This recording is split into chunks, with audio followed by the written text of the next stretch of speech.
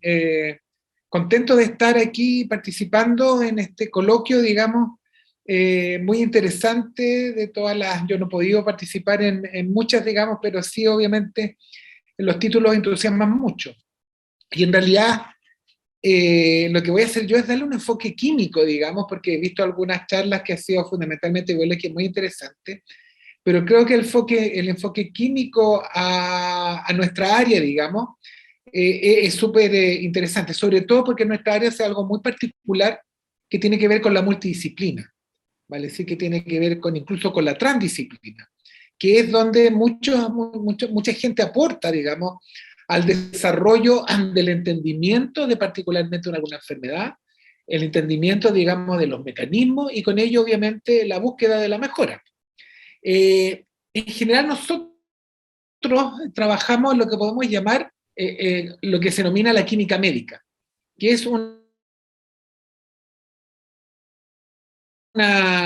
que es un área que está desarrollada más o menos de los años 70, 80, pero que al menos en Chile ha tenido una difusión inicial, digamos. De partida, en el Fondesit, por ejemplo, cuando nosotros postulamos nuestro proyecto, no existe el área de química médica, por lo tanto uno va más bien a la fisicoquímica, no existe como definición esta área, está la química orgánica, la tradicional, al menos en el área de química.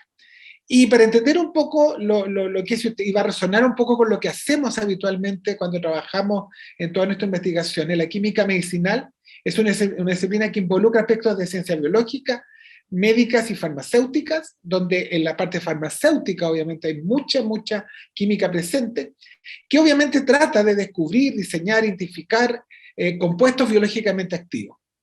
El estudio, obviamente, de su mecanismo, metabolismo, la interpretación de su modo de acción a nivel molecular y, obviamente, estudiar, digamos, cómo esa estructura te proporciona esa actividad, cómo esa molécula al cual yo diseñé, la cual obviamente tiene un target determinado, tiene su actividad.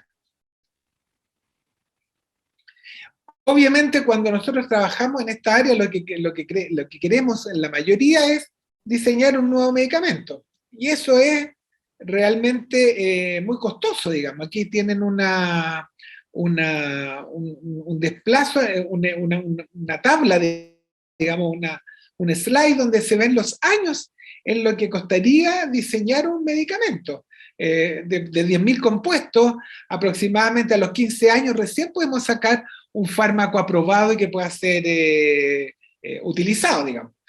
La gran experiencia que nos dio la pandemia es que cuando se trabaja en forma conjunta, sin una visión más bien monetaria también, de mercado, obviamente existe la posibilidad de que este tiempo se disminuya rotundamente y el caso particular fue el desarrollo de las vacunas. Y es porque había una intención de salud pública que los gobiernos de determinados países, donde la parte comercial creo que se dejó un poco de lado. En los tiempos aquí hay una cosa que es bien simpática, uno, los más antiguos como yo, vimos la película Ben-Hur, si es que el desarrollar un medicamento es aproximadamente ver la película Ben-Hur 1,98 millones de veces, puedo ir 1,23 millones de veces ida y vuelta desde Barcelona a Madrid, puedo ir 26.500 veces a la luna, digamos, puedo 4,7 millones de veces ver un partido, puedo construir 400 torres Eiffel, todo eso significa crear un medicamento. Por lo tanto, es un proceso largo que sin embargo, a pesar de que no logremos un medicamento, el proceso de formación de los estudiantes, de formación desde el punto de vista académico es fundamental. Eh, ¿Cómo se voy a mover ahí. ¿Cómo se descubre un candidato a fármaco? Un candidato a fármaco se puede descubrir de muchas maneras.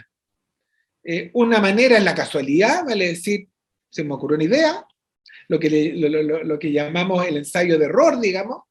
Un rastreo masivo, vale decir, yo tengo millones de moléculas, la empiezo a probar. Modificaciones químicas, lo que en esta área se denomina buscar bioisósteros y tener algún patrón, un esqueleto, y sobre ese esqueleto hacer una modificación.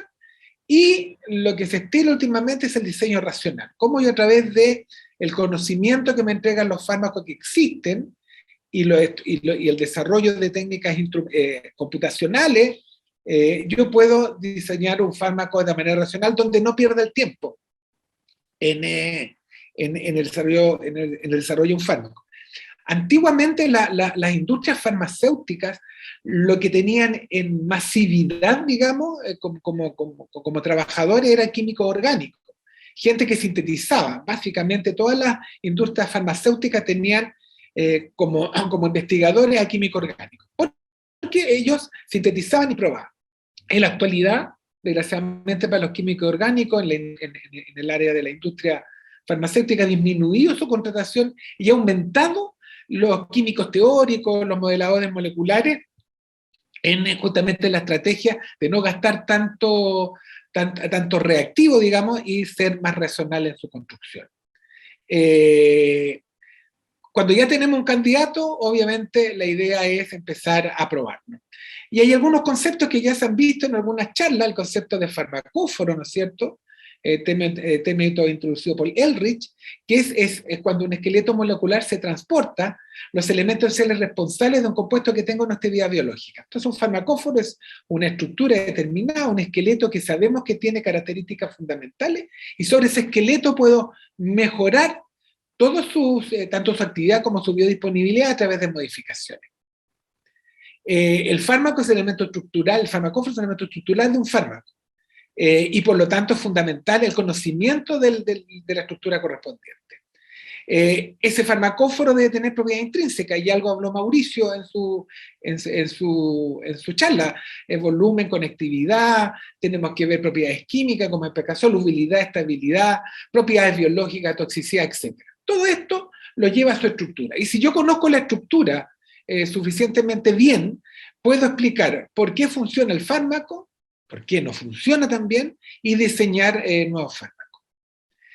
Hablaron por ahí también de la regla de Lipinski, algo que ya no se está utilizando porque efectivamente los sistemas biológicos son muy distintos y actúan en forma distinta.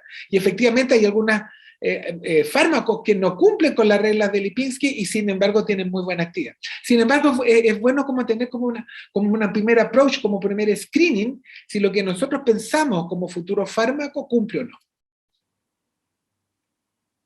Bueno, nuestra área de investigación, le voy a mostrar un poco cómo trabajamos nosotros, es un área diversa. Nosotros somos químicos, que estamos asociados a biólogos muy buenos en medicina, como Juan Diego y Ulrike, digamos, y hemos establecido lazos no solamente de trabajo, sino que de amistad, lo cual es muy bueno cuando uno hace ciencia. Siempre es bueno trabajar con amigos, digamos, pero nosotros aportamos justamente a la racionalidad en cuanto a la parte química, y con ellos, digamos, vemos si nuestra racionalidad, si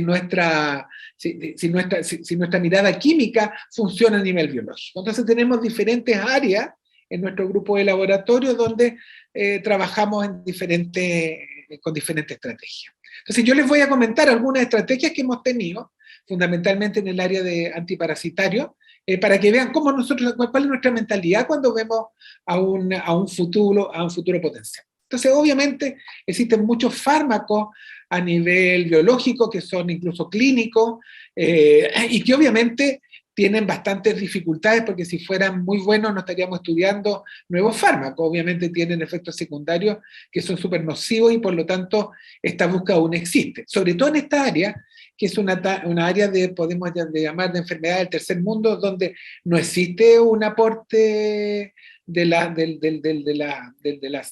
farmacéuticas. Es prácticamente una investigación que se realiza en la universidad. Sobre todo porque la función de la universidad es estar al servicio público, al menos nuestra universidad. Entonces ahí tenemos muchas estrategias que se pueden ver en el caso particular de las enfermedades parasitarias. En el tratamiento del Chaga, como ustedes bien saben, tenemos dos moléculas que clásicamente han dicho que tienen efecto y se usan clínicamente. Sabemos que tienen un efecto fundamental en un periodo de la enfermedad, pero tienen grupo electroactivo, que de alguna manera tiene que ver con el mecanismo. Se ha estudiado, digamos, que efectivamente la presencia, por ejemplo, de este grupo nitro tendría que ver con su actividad, digamos. Sin embargo, ese mismo elemento que tiene de alguna vez, tiene su efecto, es algo importante, relevante que existe en la estructura, también provoca efectos secundarios. Y sabemos que tampoco hay vacunas con respecto a eso. Estos fármacos tienen mecanismos establecidos, uno dicen que es mecanismo radicalario, otro es un mecanismo mediante la generación de metabolitos electrofílicos, se ha estudiado bastante esto, y durante un tiempo se empezaron a establecer nuevos mecanismos, ya no era el radicalario el fundamental, sino que existían metabolismos secundarios, ¿no es cierto?, que eran los que finalmente eran los tóxicos. Hay que decir que fundamentalmente esto se probó una sola vez y no ha existido réplica de este mecanismo, digamos. Por lo cual el mecanismo radicalario siempre existe, quizás no sea el fundamental, pero existe cuando tenemos grupos electroactivos con los cuales se puede generar un radical libre. Del beniazol lo mismo. Recientemente, el año 2000, se estableció que no era el beniazol propiamente el tóxico, sino era un metabolito que se producía, que era el glioxal. Nosotros estudiamos muchas moléculas, tenemos alrededor, me van interrumpiendo porque yo no veo las manos levantadas, así que alguien tiene alguna consulta, no tengo ningún problema. Empezamos a trabajar en el grupo. Yo los veo y te aviso. Gracias. Empezamos a trabajar diferentes moléculas utilizando un esqueleto, utilizando más o menos viendo la perspectiva de las que se utilizan clínicamente, y hemos trabajado nitroendazoles, cumarinas, triazolopiridina, quinonas y N-óxido. Hemos estudiado, y esto puede parecer mucho, creo que hemos estudiado sobre 500 moléculas o más, yo creo, y desgraciadamente no hemos llegado hasta el momento a ninguna molécula, digamos, que como incluso para iniciar una patente. Esto es frustrante, pero a su vez también enriquece porque yo creo que con mis colegas estamos de acuerdo que hemos estudiado muchas moléculas, pero hemos tenido muchos estudiantes en nuestro laboratorio, lo cual ha significado la formación de capital humano avanzado. Entonces quizás no tengamos el fármaco, pero sí tenemos muy buenos estudiantes formados y colegas en la actualidad. Entonces, lo que voy a hacer ahora es hablar un poco cómo hemos establecido los estudios para cada uno de estos fármacos, más que fármacos, de estas moléculas, que lo estudiamos como potencial agente tripanocida, pero con una estrategia química. Entonces, vamos a empezar primero con los N-óxidos. Lo que hicimos primero con la estrategia de los N-óxidos fue cualitativa en un comienzo, vale decir, lo que nosotros dijimos, los nitrofuranos son tóxicos, que son fundamentalmente los que tienen la molécula que se usan clínicamente, y nosotros dijimos, ¿qué bioisóstero existe de este grupo generador de estrés oxidativo que genera radicales libres como el nitro, la función nitro, y lo reemplazamos eso en esta estructura como grupo bioisóstero, la familia de N-óxido. Y la familia de N-óxido, esta que ustedes ven acá, ese es el N-óxido, y lo que hicimos fue pegarle cadenas similares a las que tiene los fármacos originales, los fármacos clásicos, y estudiamos y vimos que efectivamente no era tan mala la asignación, tuvimos moléculas mucho más activas incluso que Nifurtimox, y por lo tanto el reemplazo de este bioisóstero es el adecuado. Pero después quisimos ver por qué estas moléculas no activas, como para ver si seguimos trabajando en el diseño de esta cosa que se hizo cualitativa en una forma mucho más constructiva y cuantitativa. Entonces hicimos un estudio, que algo mencionó Mauricio, un estudio de CUSAR, donde esta fue la serie que nosotros estudiamos, aproximadamente 30 moléculas, donde obviamente incorporamos en este estudio una molécula que no era un N-óxido, como parecía si era importante que existe esta función o no. Y estudiamos toda esta serie, nosotros estudiamos 6 series, son 30 moléculas en total, y creo que era un poquito más después, porque incorporamos otras más. Y lo que hicimos en este estudio, digamos, es decir, bueno, ¿cómo trabajamos? Tenemos este grupo que de alguna manera simula a la tripanotión, digamos, por lo tanto, de alguna manera había una estrategia de tipo enzimática, pero también teníamos el grupo N-oxio, que tendría un comportamiento de generar estrés oxidativo. Y efectivamente comprobamos experimentalmente que se generaba el radical, etc. Entonces, ¿qué es lo que hicimos? Por mecánica cuántica, calculamos diferentes propiedades y las incorporamos en estos QSAR, donde uno lo que hace es a la propiedad biológica estadísticamente racionalizarla o trabajarlas con todas las propiedades cuantas uno quiera, tanto experimentales como teóricas, y obtener así una mejor ecuación. Entonces teníamos propiedades electrónicas como potenciales de reducción, electroafinidades calculadas teóricamente, teníamos datos experimentales como constantes de acoplamiento, estabilidad del radical, etc. Y por lo tanto hicimos estas relaciones cuantitativas estructura-actividad. Primero hicimos un análisis conformacional, vale decir, cuál es la estructura de la molécula, comprobamos que la cadena no era una forma extendida, sino que formaba una especie de escorpión, existía como una especie de estructura plegada, digamos, lo cual resultaba interesante desde el punto de vista químico, calculamos la electroafinidad, la electrofilicidad, digamos, y efectivamente hicimos nuestro primer CUSA, y comprobamos, digamos, con estas variables que ustedes pueden ver, electroafinidad, también lipofilia, etcétera, cargas de nitrógeno, lo que se nos ocurrió, colocamos en esta ecuación, y lo que hicimos es relacionar la propiedad biológica hasta lograr tener una ecuación estadística adecuada y que fuera obviamente consistente. Teníamos un R ajustado de un 84 cuando estudiamos todas las moléculas. Cuando estudiamos la serie que era más activa, que era la serie 3, que tiene una estructura determinada, logramos un R de 93.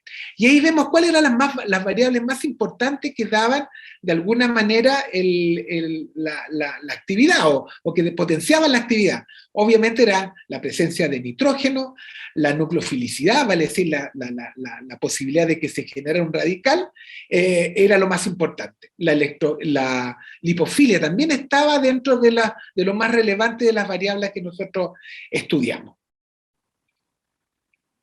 Hicimos un análisis de varianza, donde separamos los grupos, digamos. Y aquí vimos, en la varianza, este grupo, esta molécula estaba constituida por un grupo N-oxio, el anillo, el puente y la cadena lateral. Entonces, en este análisis de varianza vimos si era necesario que el fármaco tuviera, que fue hecho cualitativamente, como les dije, un poco pensando en la estructura, si era necesario que hubieran estado todas estas variables.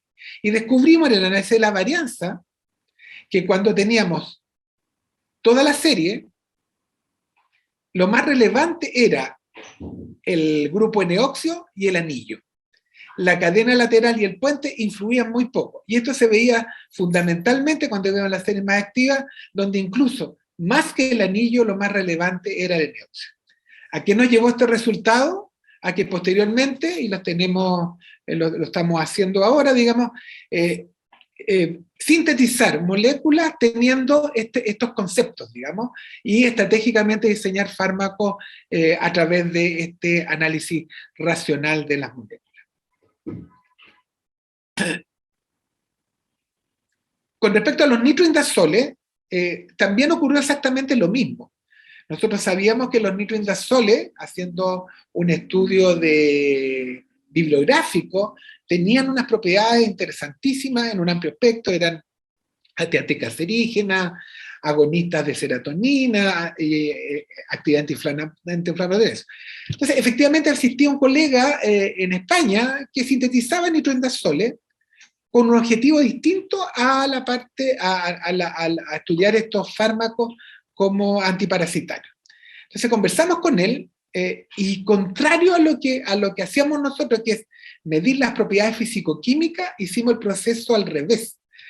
Medimos inmediatamente las propiedades biológicas. Así lo que hicimos, fuimos a conversar con él, me traje todas estas moléculas, alrededor de 40 moléculas que él había sintetizado, no con un fin estratégico con respecto al antiparasitario, sino que con otro fin, digamos, me las traje, y lo que hicimos en el laboratorio Juan Diego de Ulrique fue probar si eran activas o no.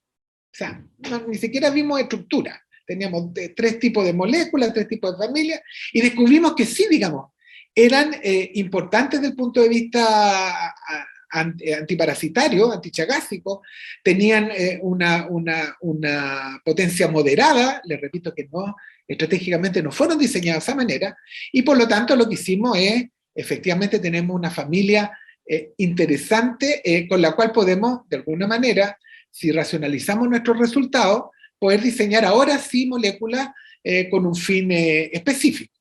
Entonces lo que hicimos, y algo mencionó Mauricio, fue primero identificar los farmacóforos. ¿Y cuáles eran los farmacóforos que debería tener para que identificamos cuando vimos la propiedad biológica y lo comparamos con su estructura? Para que un fármaco tuviera de alguna manera alguna actividad antiparasitaria, necesariamente debiera tener un grupo electroaceptor, es decir, un grupo que captara el electrón para generar los radicales libres, que eran los que generan estrés oxidativo, una proyección aromática, un grupo hidrofóbico aromático, una carga positiva terminal, puede ser una amina, y un grupo hidrofóbico alifático. Estos eran los farmacóforos que eran necesarios para que ocurriera o para que exista actividad, que explicaba por qué estas moléculas eran parcialmente activas. Y lo que hicimos fue comparar este modelo de farmacóforos primero con nuestra serie y descubrimos, por ejemplo, que el que coincidía en su totalidad con todos estos farmacóforos era el C, la molécula que está acá. Esta molécula, no sé si la ven, era la que coincidía con todos los farmacóforos y que efectivamente era la más activa. Las otras había interacción parcial, digamos, o tenían todos estos componentes, pero no en su totalidad. Y la que menos coincidía era justamente la que no tenía una cadena ramificada. Esa era la menos activa porque obviamente habíamos descubierto por esas cantidades. Y lo que hicimos también fue, en este modelo, incorporar el bendidazol, metronidazol y nifurtimox, y descubrimos que el que coincidía con todos estos modelos farmacóforos era el bendidazol, más que el nifurtimox. Eso nos indujo que de alguna manera a lo mejor el modelo o de alguna manera el mecanismo de acción podía ser el mecanismo que inicialmente se definía o se estudiaba o se sabía que existía para el bendidazol y no el nifurtimox. Después de esto hicimos lo que se llama el modelo CUSAR. Ahí hicimos una relación cuantitativa entre, los otros son modelos más bien cualitativos, el modelo CUSAR es el modelo cuantitativo, donde yo tengo diferentes ecuaciones, ¿no es cierto?, que tienen diferente R, y yo lo que busco es la mejor ecuación, donde hay una mejor correlación.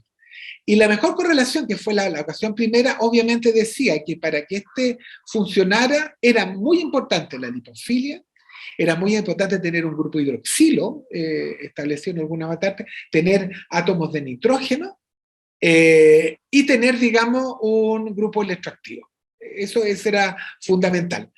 Aquí hay varias ecuaciones que por tiempo no los voy, hay varias variables, digamos. Estas son las variables que fueron las más indicadas, pero por lo menos en este curso colocamos a trabajar 30 a 40 variables, y estas fueron las más relevantes, las que daban una mejor relación con respecto a la actividad biológica. Lo que hicimos después, que fue esta.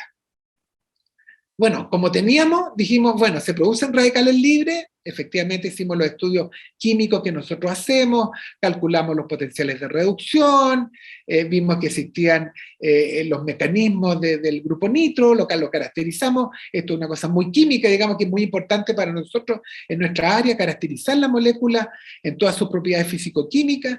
Hicimos estudios de PR, nosotros decíamos que se podían formar radicales libres, se formaban radicales libres, eran estables, etcétera. Hicimos estudios químicos cuánticos mucho más fundamentales, donde está concentrada la densidad de carga de estas moléculas, etcétera, para obviamente ver las diferencias cuando existe o no existe cadena, etcétera. Existe una calibración química potente que le hicimos después, como les digo, de los datos biológicos, lo cual no era usual en nuestro laboratorio. Vimos que a través de métodos de resonancia electrónico, que estos compuestos generaban estrés oxidativo. Este es un espectro de PR donde estas líneas que ustedes ven es la generación del radical hidroxilo. Entonces, esta molécula generó especies radicalarias, porque se estudió en un medio biológico. Se incubó la molécula y descubrimos que se generaban especies radicalarias. Por lo tanto, todo el mecanismo iba funcionando muy bien, digamos, con respecto a lo que teníamos. Estudiamos las diferentes acciones, etcétera, vimos las potencias, nos fuimos a calcular los IC50 de forma mucho más específica, con los más activos, digamos.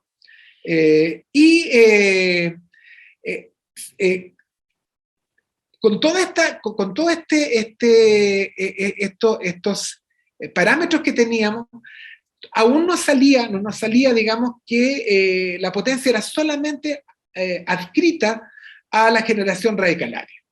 Y también en forma media cualitativa empezamos a pensar, ¿no será que estas moléculas tengan otro mecanismo de acción, no solamente el estrés oxidativo? Y un poco haciendo la idea de la química, este es el ligando natural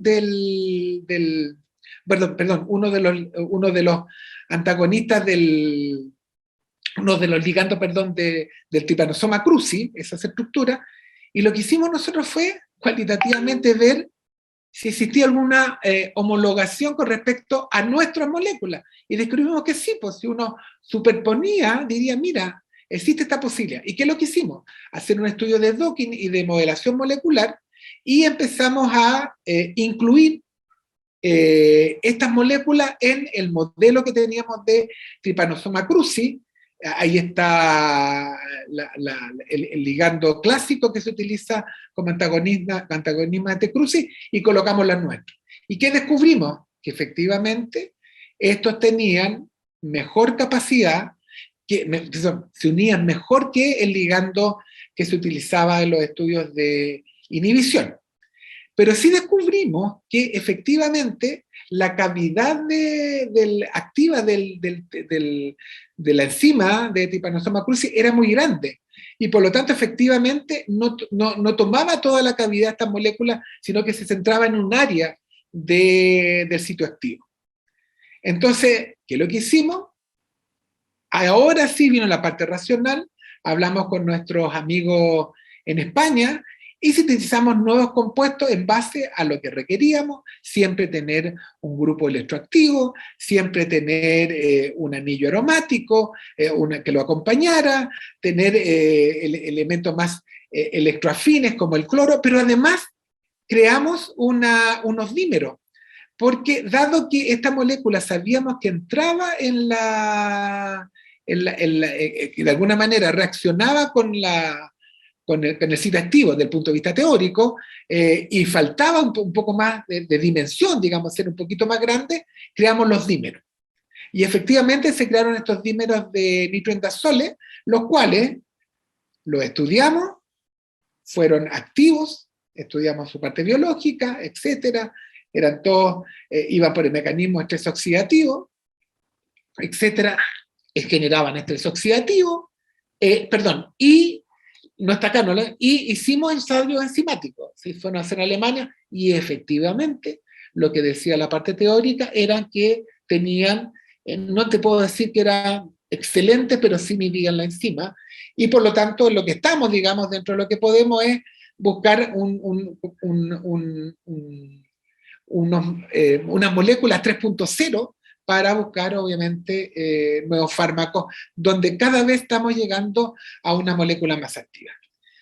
También estudiamos complejos metálicos con tiosemicardazona con un grupo uruguayo, y ahí la estrategia que hicimos con el grupo uruguayo era, dado que teníamos ligandos activos, porque estos ligandos activos, que era, por ejemplo, estos nitrofuranos que habíamos estudiado previamente, los incorporábamos, o mejor dicho, formábamos complejos metálicos con paladio, platino y rutenio, porque obviamente se sabía que existían muchos compuestos bioinorgánicos que eran completamente activos. Pero la estrategia aquí es colocar un ligando orgánico que ya era bioactivo. Y empezamos a probar diferentes moléculas, rutenio, paladio, platino,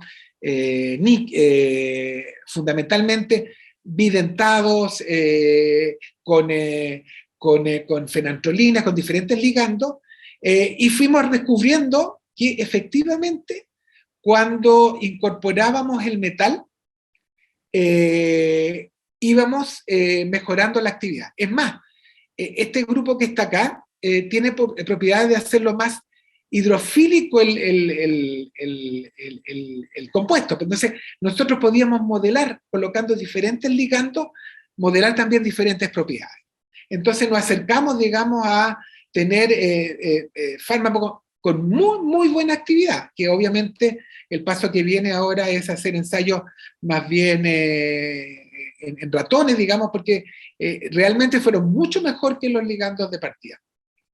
Estudiamos, bueno, aquí están algunos datos biológicos, hicimos lo que hacemos siempre, datos electroquímicos, se generaba un estrés oxidativo, tienen los espectros EPR, que en nuestro grupo hacemos mucho caracterización química, y lo que estamos ahora, y hay algunos tesistas que están acá, estamos trabajando en incorporar ahora cumarinas con metales y ya además aumentar el número de metales, y ahora estamos con cobre, cobalto y níquel, los elementos de la primera serie de transición, viendo efectivamente esa actividad y con ligandos que de alguna manera moderen, digamos, la hidrofilia y la lipofilia, que es lo que también estudiamos en el laboratorio.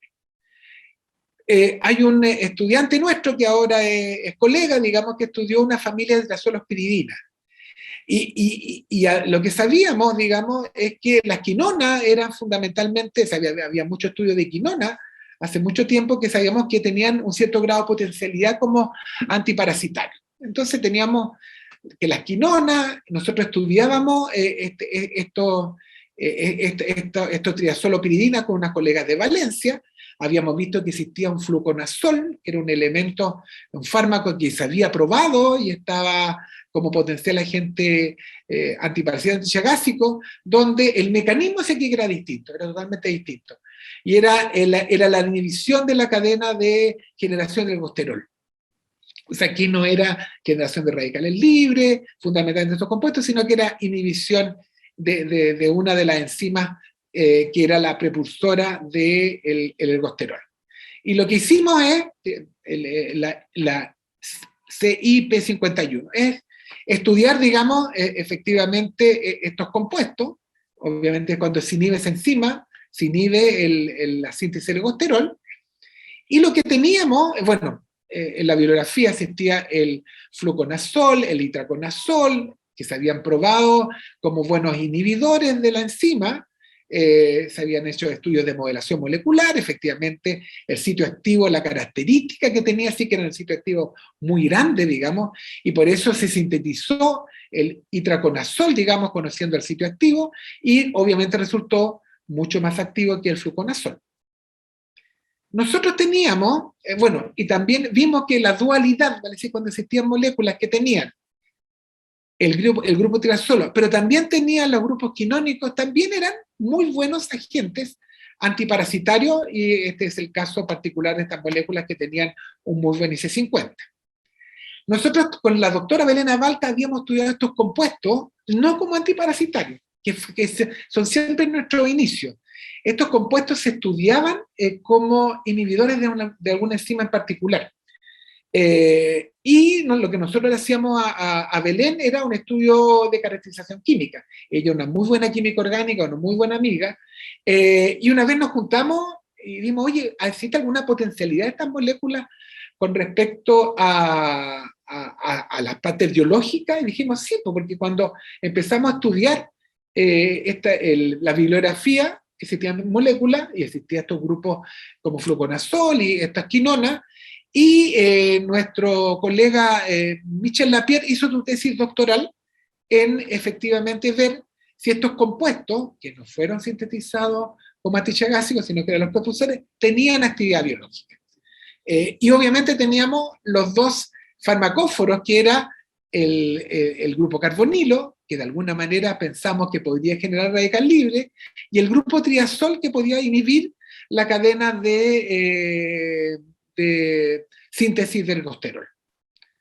Bueno, y nuestra estrategia era, obviamente, tenemos dos grupos, un grupo electroactivo, que formaría estrés oxidativo, tenemos un sistema aromático que facilitaría la estabilidad del radical, por lo tanto serían radicales libres que van a tener persistencia, y tenemos un heterociclo, ¿no es cierto?, nitrogenado, que podría tener un potencial inhibidor de esta enzima.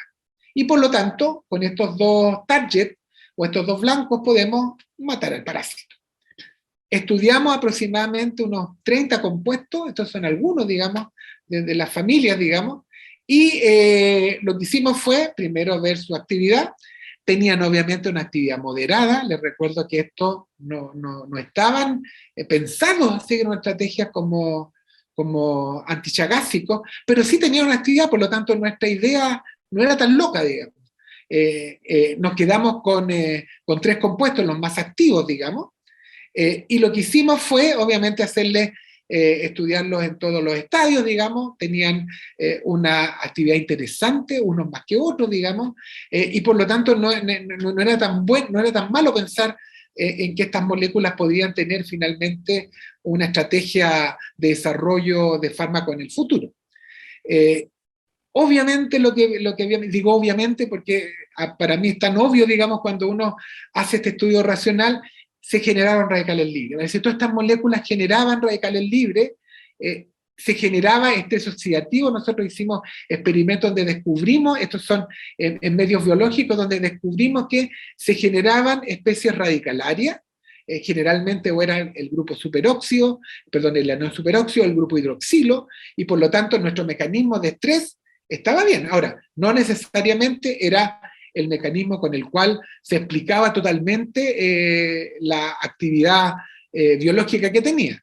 Y lo que hicimos fue empezar a estudiar si efectivamente existía la inhibición del ergosterol, si efectivamente existían estos metabolitos. Y ahí estudiamos con un equipo nuevo que nos llegó, un equipo de masa, un masa-masa, que tenía un detector directo donde uno directamente colocaba la muestra, no tenía que trabajarla, que se llama un DSA, un Direct Sample Analysis, donde podíamos colocar las células incubadas con nuestras moléculas y descubrir si efectivamente, cuando hacíamos el masa, existían ergosterol, colesterol, butirol. Entonces se hizo un estudio de masa, ahí se colocaba la muestra, se irradiaba, digamos, y teníamos los metabolitos de ergosterol, anosterol, escualeno y colesterol, y los descubrieron, y con esto quiero ir rápido para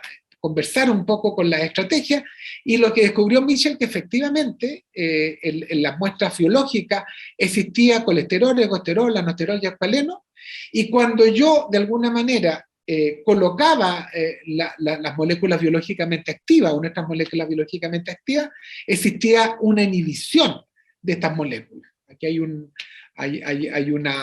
ejemplo donde cuando incluso nosotros agregamos hasta el que se usaba comercialmente, el fluconazol, digamos, y descubrimos que nuestros compuestos eran mucho más activos que el fluconazol. Y por lo tanto, con esto comprobamos que efectivamente uno de los posibles mecanismos que tenían las traciolepidininas que nosotros tenemos era justamente la inhibición de esta enzima.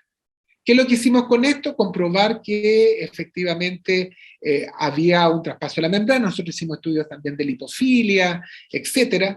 Se generaba el estrés y también existía la inhibición correspondiente. ¿Qué es lo que ocurrió con esto? Que la molécula más activa se utilizó como patrón de diseño y hicimos la síntesis de nuevas moléculas racionales de acuerdo a los estudios que habíamos hecho, y eso se están estudiando en un proyecto que tiene Mitchell de iniciación, que hasta el momento, por lo que sé, ha sido bastante exitoso en cuanto a que efectivamente las nuevas moléculas, que sí ahora se diseñaron racionalmente, tenían una mejor actividad que sus prepulsoras. Y eso es lo que le tenía para presentar, estimado. No sé si fue muy rápido, pero... Bueno, tenemos tiempo para bastantes preguntas y discusión, que yo creo que va a haber más de alguna. Consultas, chicos, chicas. Mauricio Piñero. Hola Claudio, hola Ulrike. Bueno, Claudio, muy linda presentación. Tengo una consulta respecto a los compuestos que estás probando.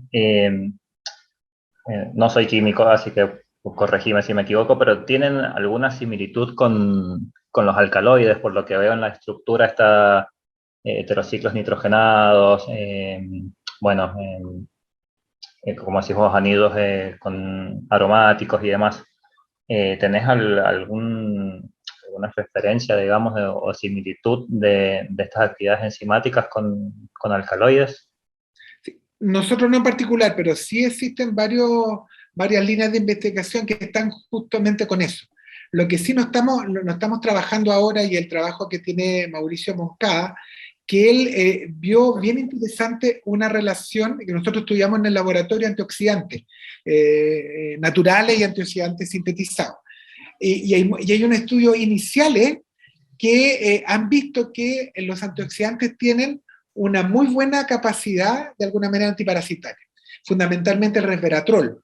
Y lo que está estudiando Mauricio es otra estrategia que son moléculas totalmente distintas, que tienen que ver con, y que creo que lo mencionó, digamos, y lo mencionó Josué también en su presentación, que tiene que ver con ir con otra estrategia que es la inhibición de la argininoquinasa, etcétera, y efectivamente por ahí entonces estamos llevando nuestras nuevas moléculas.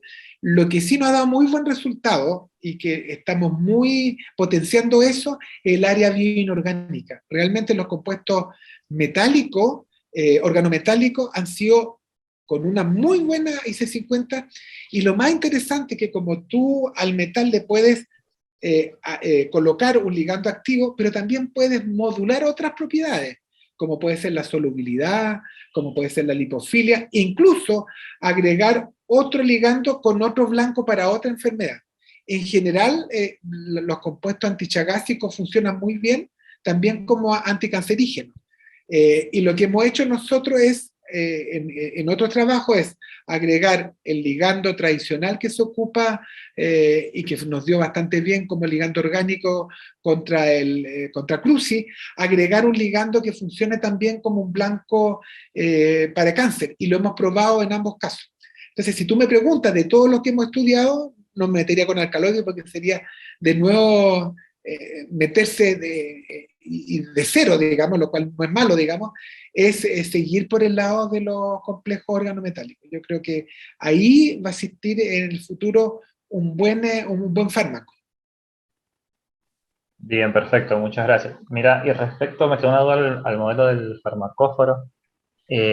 Las posiciones que ustedes habían diseñado, esas eran específicas, o sea, no se podían modificar, digamos, la posición del farmacóforo, o sea, me dije que tenías un extremo con una característica en particular, otro extremo, eso quedaba fijo, y de ahí ibas acoplando las moléculas, o podían variar. Sí, lo que pasa es que lo que te mostré, Mauricio, es en una posición el farmacóforo del grupo electroactivo. Porque nosotros en la primera parte lo hicimos símil al nifurtimox. Nosotros sí hemos variado la posición de algunos farmacóforos. O sea, tenemos, como te digo, hemos estudiado muchos compuestos. La verdad que la posición cercano al heteroátomo, vale decir, el oxígeno, el nitrógeno en el heterociclo, es de ese nitro, es la más potente. Cuando lo hemos variado el grupo nitro en otras posiciones, ha sido más desfavorable. Lo mismo los nitroindazoles, la posición fundamentalmente, que creo la posición 4, ha sido la más activa, pero sí hemos probado, por ejemplo, la posición 6 o 7 del anillo, cuando uno lo numera, digamos, y ha sido menos activa. Pero sí hemos probado diferentes posiciones hemos probado diferentes largos de cadena, hemos probado diferentes heterociclos. Por ejemplo, lo más interesante es que heterociclos nitrogenados son mucho mejores que heterociclos con azufre. Por ejemplo, tiofeno. Hemos dejado al lado de los tiofenos porque no nos ha dado buenos resultados. Perfecto. Sí, no te consultaba porque, por ejemplo, estoy trabajando con algunos compuestos, como te decía, unos alcaloides, y por ahí variaban, por ejemplo, por un metilo de diferencia. Era la misma estructura y tenían un metilo, y la actividad caía muchísimo o aumentaba, así que digo, bueno, por ahí esa mínima modificación en la estructura de la molécula es como que te cambia muchísimo, te potencia o te tira abajo Sí. la actividad. En general lo que aconsejan, y eso es largo, porque uno en realidad lo que quisiera es tener mucha variabilidad estructural. Lo que aconsejan cuando uno hace estos estudios de relación estructura, que tú hagas las más mínimas modificaciones para poder Ahí echarle está. A ver, repita, porque como que no sé. ya. Que en el área de la relación estructura-actividad, cuando uno quiere ver y relacionar la estructura con la actividad, lo que se recomienda es que se haga la más baja variabilidad, cosa que tú puedas atribuir la acción. Me refiero a que si tú contienes la misma molécula y el farmacóforo que yo cambio es un hidrógeno por un metilo, cuando se produce ese cambio, tú inmediatamente lo puedes atribuir a ese cambio producto de, a lo mejor, la lipofilia u otra cosa. Pero si yo a esa estructura le hago muchas variaciones y miro esa actividad, no la voy a saber a qué variable estructural se quiere hacer. Es muy largo, es engorroso, pero desde el punto de vista estratégico es lo que debiéramos ocurrir. Ahora, efectivamente, lo que interesa mucho para de alguna manera adjudicar, porque el metilo a lo mejor te cambió, es el mecanismo. Si uno conoce bien el mecanismo o intuye cuál es el mecanismo, es más fácil ajustar o decir por qué esa modificación te hizo esta baja en tu actividad, si uno conoce el mecanismo. Sí, es lo que hemos empezado con los ensayos biológicos y bueno, ahora vamos a tratar de elucidar cuál es el mecanismo. Sí. Así que bueno, pues, te tengo a vos para que me des una mano con, con las herramientas ahí.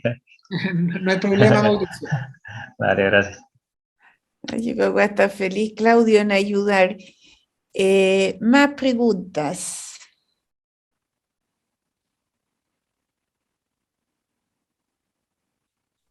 ¿Cómo no va a haber más preguntas? Cualquier pregunta es buena, independiente que uno crea que no es buena, siempre las preguntas, incluso las que uno cree que no son buenas, son las mejores.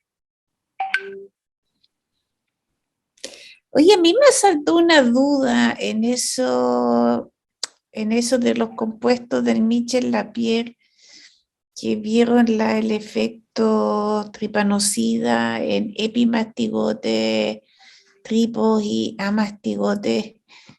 ¿Qué tipo de amastigotes utilizaron ahí? ¿Lo vieron sobre intracelulares, extracelulares? ¿Cómo lo hicieron? Ahí me pillaste, que creo que se vio en los dos, ¿ah? Creo que se vio en los dos, creo. Lo que pasa es que esto es un estudio de su tesis doctoral que fue hace tanto tiempo, pero creo que en los dos.